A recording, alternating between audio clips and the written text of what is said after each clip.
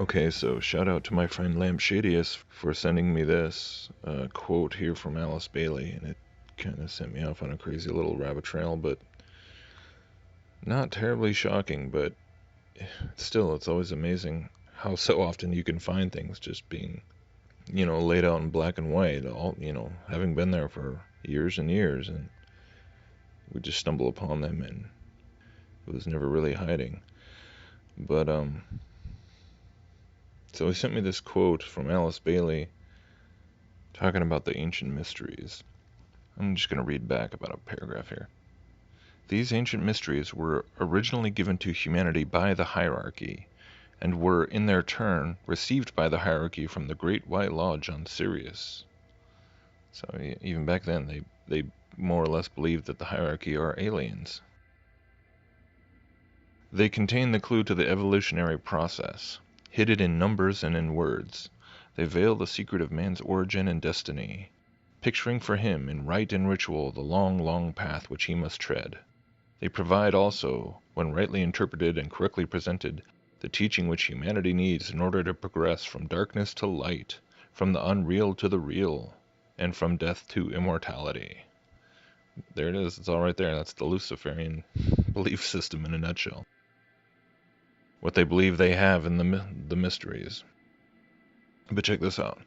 The mysteries will be restored in other ways also, for they contain much besides that which the Masonic rites can reveal, or that religious rituals and ceremonies can disclose.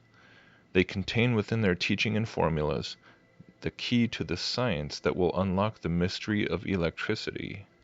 Though much progress has already been made by science along this line, it is as yet only embryonic in nature, and only when the hierarchy is present visibly on earth, and the mysteries of which the masters are the custodians are given openly to man, will the true secret and nature of electrical phenomena be revealed.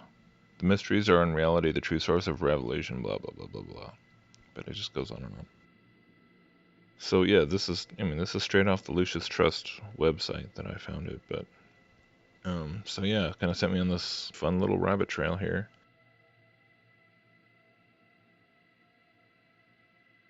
Here's another crazy quote. The mysteries contain, within their formulas and teachings, the key to the science which will unlock the mystery of electricity, the greatest spiritual science and area of divine knowledge in the world, the fringes of which have only just been touched. That's from The Reappearance of the Christ by Alice Bailey, page 123.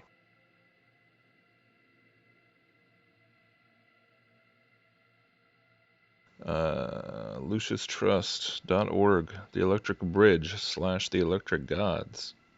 So this is the Electric Gods, Crisis and Revelation in Astrophysics. Okay, I'm just going to read some of this because this will trip you out.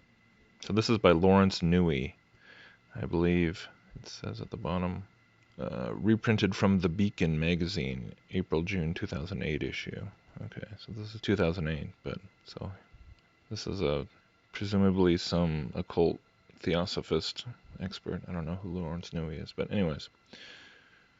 One of the main premises of the ageless wisdom teachings as given to the world by Helena Blavatsky and Alice Bailey is that electromagnetism is the fundamental source and cause of all phenomena on every plane of manifestation, subtle and gross.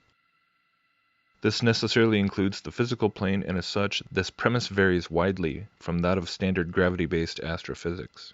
In fact, an ever-increasing catalog of problems exists for the conventional sciences as 96% of the matter and energy needed to support the standard theory of the universe's birth and functioning is missing. Exotic varieties of so-called dark matter and dark energy have been theorized to account for this, but to date, these hypothetical phenomena still exist solely in the minds and mathematical equations of astrophysicists. In order to maintain the principal cornerstones of their gravity-only model, i.e. the Big Bang, general relativity, black holes, and an expanding universe, astrophysicists need ever more complex theories. And meanwhile, space telescopes are sending infrared, ultraviolet, and X-ray evidence that is making the standard theory more and more untenable. The crisis in astrophysics is a welcome one from the angle of spiritual philosophy, for its complex and erroneous view of the universe and man's position in it needs updating to reflect the elegant synthesis of reality. The notion of a cold, sterile universe inimical to life, where galaxies, suns, and planets spin in isolation, has reflected man's self-absorbed materialistic consciousness down the ages. But today our steadily shifting perception towards universal brotherhood and interconnectedness is reflected in a new awareness of the electromagnetic nature of the universe. In a treatise on cosmic fire, we are told that, quote, all physical phenomena, as we understand the term, have an electrical origin and an initial vibration on the first subplane of the physical plane. We find echoes of this great truth in the words of plasma scientists Wallace Thornhill and David Talbot. From the smallest particle to the largest galactic formation, a web of electrical circuitry connects and unifies all of nature, organizing galaxies, energizing stars, giving birth to planets, and, on our own world, controlling weather and animating biological organisms. There are no isolated islands in an electric universe. Wow, do you guys see how much it just ties right into pantheism? Like, insanely. This eloquent description of the nature of reality parallels the concept of Fohat found in esoteric science. Helena Blavatsky describes Fohat as, quote, personified electric vital power, the transcendental binding unity of all cosmic energies, on the unseen as on the manifested planes. On the earthly plane, his influence is felt in the magnetic and active force generated by the strong desire of the magnetizer. On the cosmic, it is present in the constructive power that carries out, in the formation of things, from the planetary system down to the glowworm and simple daisy, the plan in the mind of nature, or in the divine thought, with regard to the development and growth of that special thing. He is, metaphysically, the objectivized thought of the gods, the word made flesh, quote, on a lower scale, and the messenger of cosmic and human ideations, the active force in universal life. So, okay. In the stanzas of Zion, wow, that form the first part of the secret doctrine, the truth is beautifully encapsulated in the following occult phraseology that speaks directly to the intuition. Fohat, the swift son of the divine sons, runs circular errands. Interesting. He is the steed, and the thought is the rider. I.e., he is under the influence of their guided thought. He passes like lightning through the fiery clouds, the cosmic mists, takes 3 and 5 and 7 strides through the 7 regions above and the 7 below. He lifts his voice and calls the innumerable sparks, or atoms, and joins them together. In light of the above, an electric model of the universe would be a welcome step towards a rapprochement between esoteric and exoteric science, and it is therefore encouraging to learn of the pioneering work of plasma cosmologists. Their contention that we live in an electric universe is based on the fact that plasma makes up 99% of it. Plasma generally being described as a sea of charged particles called electrons and ions that react collectively to forces exerted by electric and magnetic fields.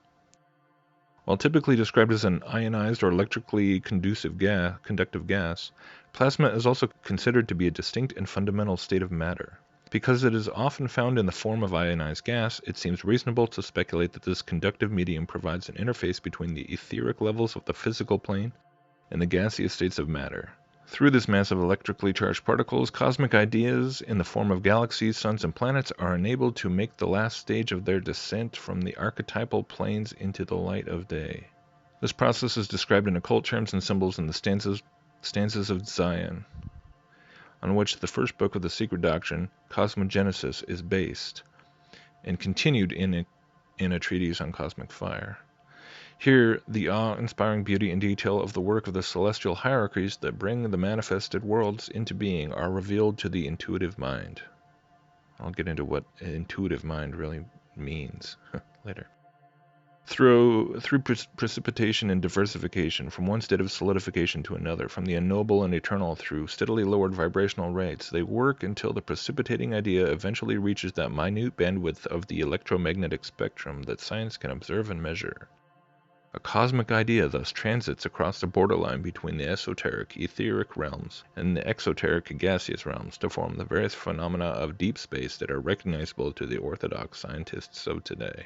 And then they show, interestingly enough, some diagrams of a typical Birkeland current in the central Z-pinch region, a cylindrical volume inside the spiral where the extreme compression of matter can take place.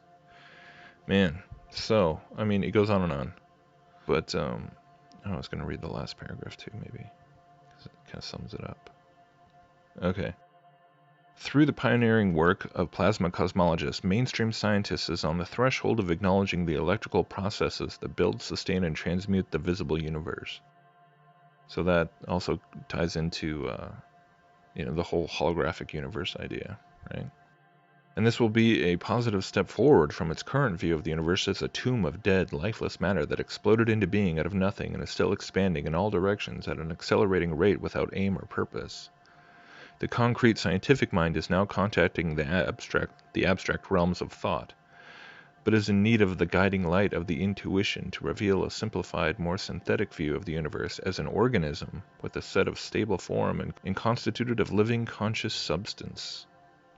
There's pantheism. Once again, one of the tasks of the esotericist is to construct a bridge of reason between exoteric and esoteric science.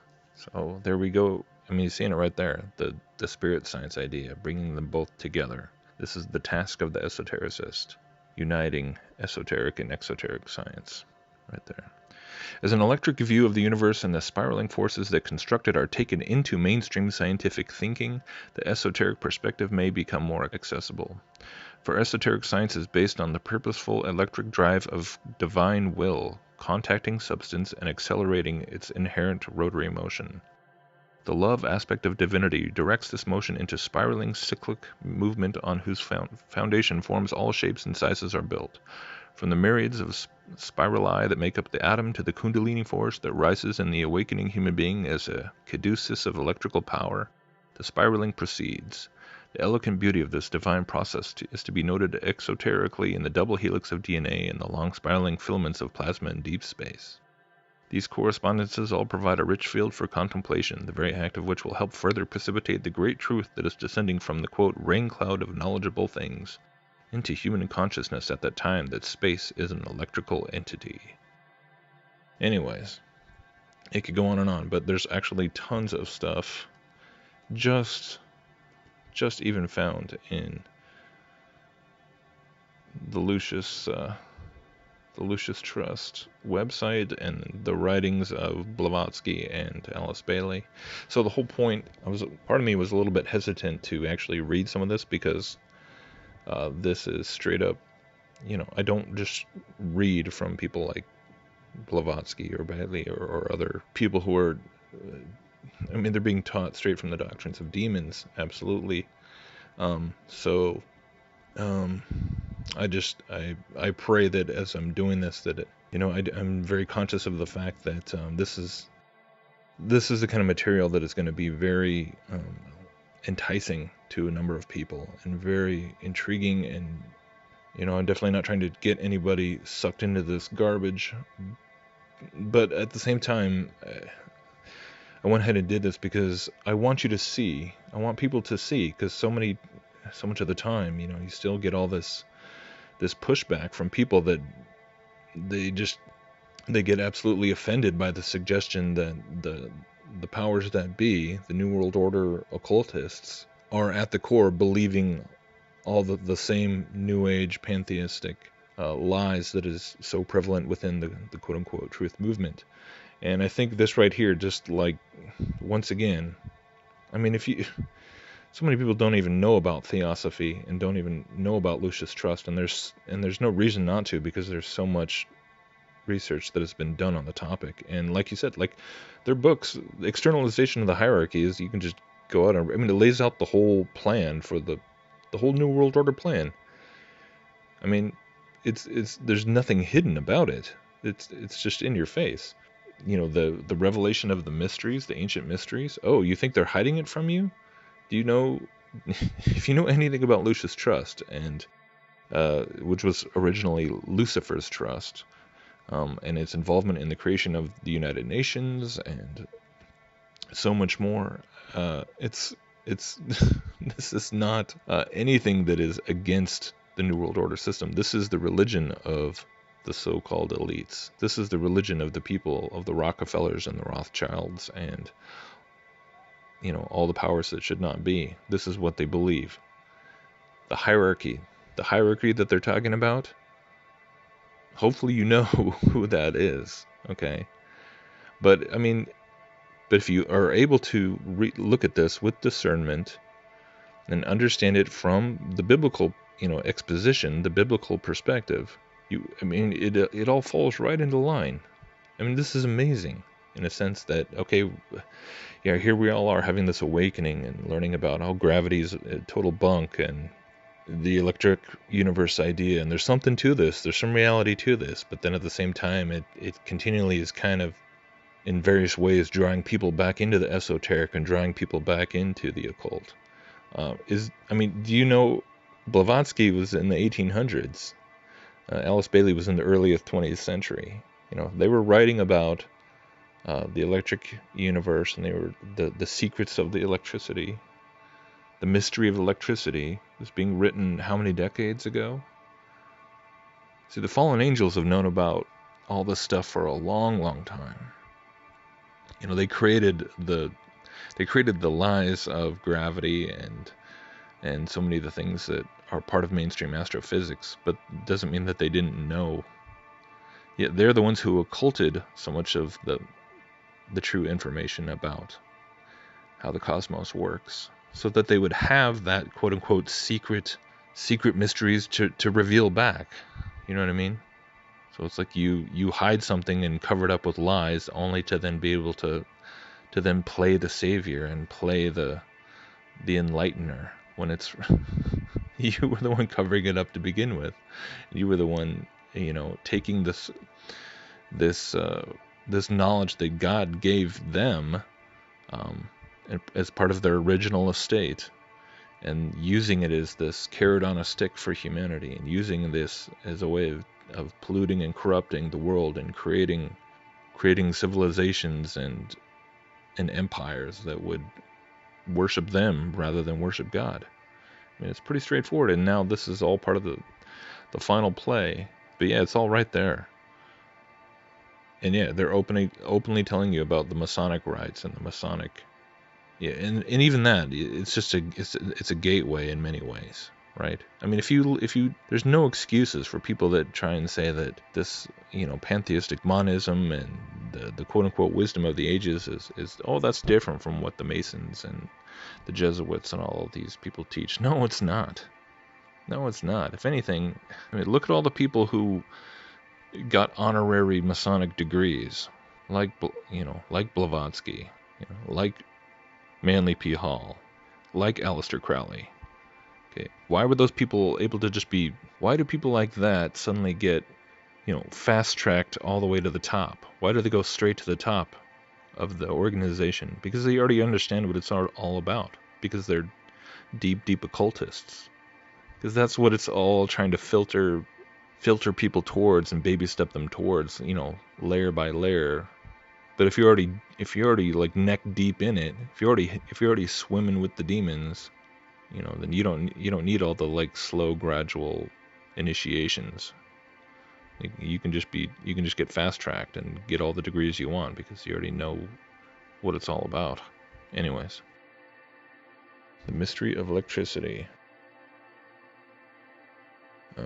Hopefully this is just very sobering to people to realize that yes, just because there's a mainstream narrative that has to do with gravity and the Copernican system and all that, just because there's an alternative. I mean, here we are back at the Hegelian dialectic again, right? Once again, now used on a cosmological scale. So you play one off the other, Tesla versus Edison, right? It's the same tactic. They've used it so many times. Satan has used it so many. It's his favorite tactic, right? You divide people into two camps and they're both based on lies. Well, in this camp, I mean, yes, there is something to electrical phenomena being key to the, very key underlying force of which so much of creation works. But take it and turn it into one of the mysteries, one of the secrets to be unveiled by the hierarchy, and then that's a tool of Satan. So it's something to just kind of make a mental note of, put on your radar, that just because the whole world could en masse come to the realization that Einstein and gravity is all bunk science, and that doesn't mean that we'd be free. That doesn't mean that the enemy couldn't totally use it to just plunge people deeper into deception and darkness. I guess that's the takeaway. Don't be fooled by by simple polarized differences, superficial opposing sides, right? Because it's an old trick.